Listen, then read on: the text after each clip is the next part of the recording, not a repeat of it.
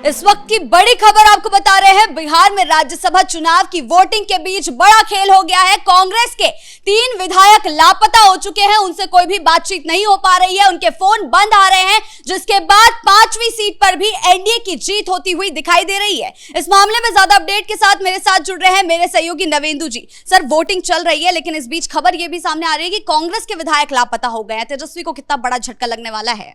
देखिए, मैं पिछले कुछ दिनों से लगातार आपको यह बात कह रहा था कि जब वोटिंग की बात आएगी उस वक्त तेजस्वी यादव ओवैसी की पार्टी के एमएलए को तो जुटा लेंगे, लेकिन अपनी पार्टी के और कांग्रेस के एमएलए को एकजुट रखना उनके लिए बड़ी चुनौती होगी। और बहुत बड़ी खबर यह है कि कल रात से ही आरजेडी कांग्रेस महागठबंधन के तमाम जितने भी विधायक थे सब लोग पटना में एकजुट हुए, एक होटल में एकजुट हुए, लेकिन 3 कांग्रेस विधायक वहां से पूरी तरह से लापता हैं, उनके फोन नहीं लग रहे हैं। और उन तीनों कांग्रेस विधायक के बारे में आपको बता दें, मनोज विश्वास वो लापता हैं, मनोहर सिंह वो लापता हैं और सुरेंद्र कुशवाहा ये भी लापता हो चुके हैं और इनके फोन बिल्कुल भी नहीं लग रहे हैं, स्विच ऑफ आ रहा है।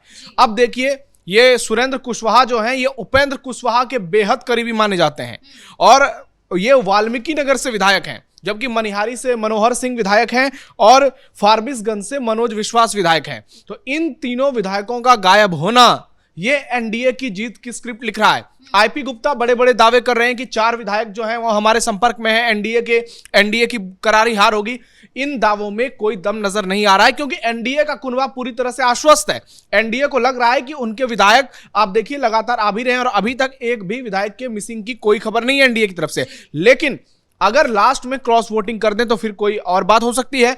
लेकिन फिलहाल जो समीकरण बनकर सामने आए हैं, अगर कांग्रेस के ये 3 विधायक वोट देने पहुंचते हैं और शिवेश राम को वोट करते हैं, यानी जो बीजेपी के 5वें उम्मीदवार हैं, तो एनडीए की जीत तय, बीजेपी की जीत तय, 5-0 से जीत होगी। अगर ये नहीं भी पहुंचते हैं और एनडीए की तरफ से कोई क्रॉस वोटिंग नहीं करता है महागठबंधन के उम्मीदवार के लिए, तो इनका नहीं पहुंचना भी जीत तय कर देगा। यानी ये नहीं भी पहुंचेंगे फिर भी एनडीए के उम्मीदवार की जीत हो जाएगी। तस्वीरें हमारे दर्शकों को दिखा देते हैं। तेजस्वी यादव ने वोट दे दिया है, आधे से ज्यादा विधायकों ने वोट दे दिया है, कुछ विधायक अभी भी लाइन में लगे हुए हैं, अनंत सिंह पहुंच गए हैं। लेकिन इस खबर ने जो कांग्रेस के विधायक गायब है उसने पूरी तरह से हलचल मचा दी है। देखिए, कांग्रेस पार्टी बहुत ज्यादा परेशान है। मेरी बहुत सारे लोगों से भी बातचीत हुई पटना में, वो कह रहे हैं कि कांग्रेस वाले भले ही दावे कर रहे हैं, लेकिन उनको भी पता है कि अब इस सीट पर उनकी हार हो चुकी है। तेजस्वी यादव पहुंचे, लाइन में लगे, एक अच्छा मैसेज दिया कि चलिए सबसे पहले वो अगुवाई कर रहे हैं। लेकिन कांग्रेस के विधायक में आप देखिए, जो चनपटिया से विधायक हैं एक वो पहुंचे थे और उसके बाद अख्तरुल औदा करके कोई विधायक हैं वो पहुंचे थे। तो ऐसे में 2 विधायक पहुंचे थे और तीसरे की पहुंचने की खबर है, हालांकि तस्वीर नहीं आई है। 4 विधायकों को लेकर सस्पेंस बरकरार रहा, लेकिन 3 की न्यूज एकदम कंफर्म है। मनोज विश्वास, मनोहर सिंह और सुरेंद्र कुशवाहा ये तीनों नहीं पहुंचे हैं और इन तीनों की नजदीकियां एनडीए गठबंधन के साथ रही है। ये पहले से खबरें चल रही थी कि उपेंद्र कुशवाहा के लिए सुरेंद्र कुशवाहा वोटिंग कर देंगे, लेकिन उपेंद्र कुशवाहा को बीजेपी ने बड़ा दांव खेल दिया और उनको 4थे नंबर का ही उम्मीदवार बना दिया और अपने उम्मीदवार को 5वें नंबर का उम्मीदवार बनाया है।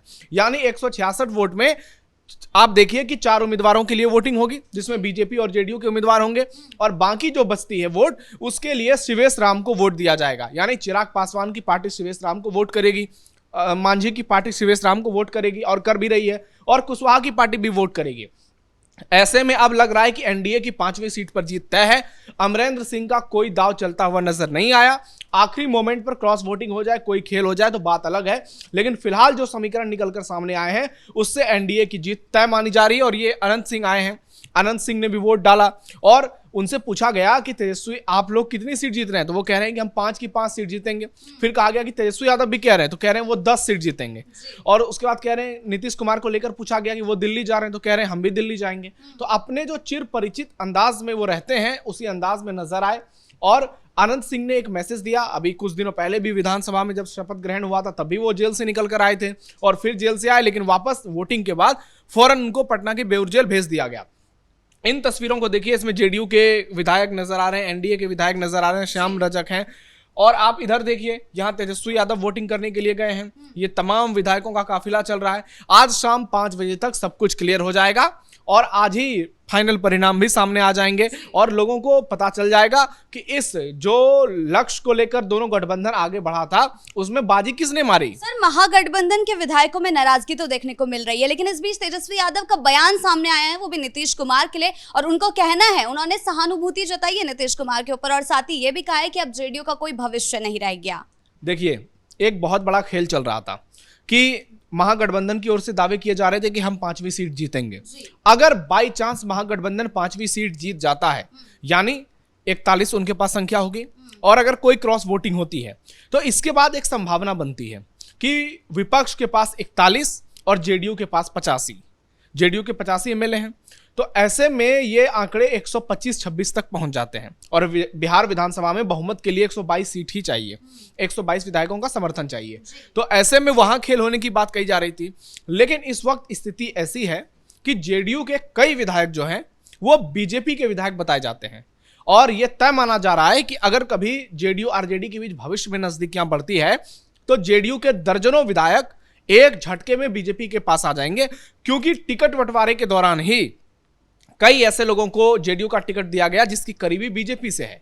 इसलिए बिहार में आगे चलकर खेल होने की संभावना कम नजर आ रही है। हालांकि राजनीति में कुछ भी हो सकता है, लेकिन तेजस्वी यादव का दावा इसलिए भी है क्योंकि उनको लगता है कि ज्यादा वो हमलावर हो जाएंगे नीतीश कुमार पर तो आगे चलकर निशांत के साथ एडजस्टमेंट में दिक्कत हो जाएगी। अगर कभी कोई संभावना बनती है फिर निशांत के साथ समीकरण बिठाना उनके लिए मुश्किल हो जाएगा। इसलिए तेजस्वी यादव बहुत सोच समझकर बयान दे रहे हैं और सियासी तौर पर देखें तो ये उनका जो कदम है ये सही भी नजर आता है। अब इन्होंने जो बड़ी बड़ी बातें की है 5वीं सीट को लेकर, अगर जीत जाते हैं फिर तो तेजस्वी यादव का जादू चलेगा और तेजस्वी एक बहुत ही शानदार राजनेता के तौर पर सामने आ जाएंगे। लेकिन अगर हार जाती है, महागठबंधन के उम्मीदवार अगर बुरी तरीके से हारते हैं तो फिर बदनामी भी होगी कि आपने इतने बड़े उम्मीदवार को मैदान में उतार दिया। 2 बार से वो खुद सांसद रहे हैं और बिहार के जाने माने उद्योगपति हैं, करोड़ों का खेल वो कर सकते हैं, ऐसे उनके ऊपर आरोप लगाए गए। जबकि महागठबंधन ने भी आरोप लगाए कि बीजेपी जो है हमारे विधायकों को 5-5 करोड़ का लोभ लालच दे रही है। तो इस चुनाव में करोड़ों का खेल तो चल रहा है, चाहे वो कथित तौर पर हो या वो वाकई में ग्राउंड पर नजर आए।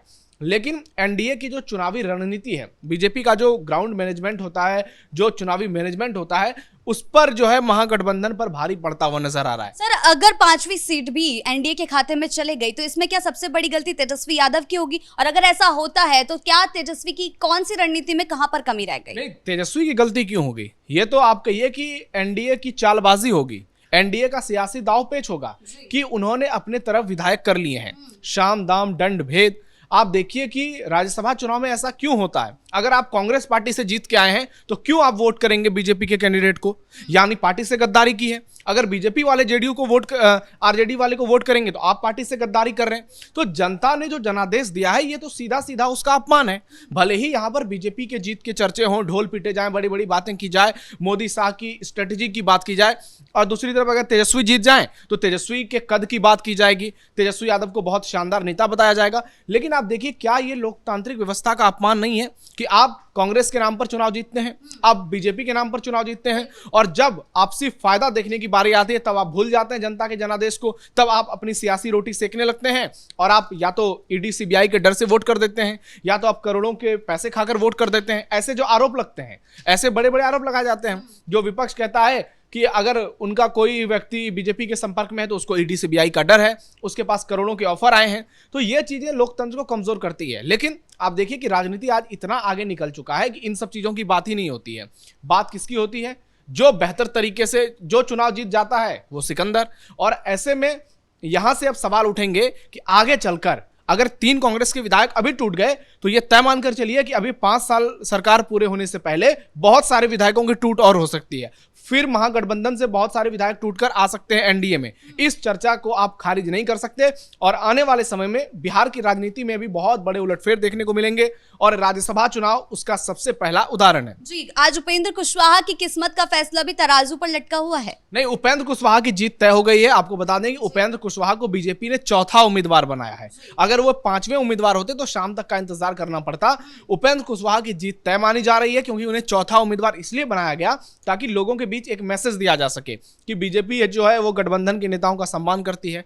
अगर उपेंद्र कुशवाहा आप मान लीजिए उनको 5वां उम्मीदवार बनाया जाता तो फिर जिस तरीके से शिवेश राम की धड़कनें बढ़ी हुई है वैसे उपेंद्र कुशवाहा की धड़कनें बढ़ी होती।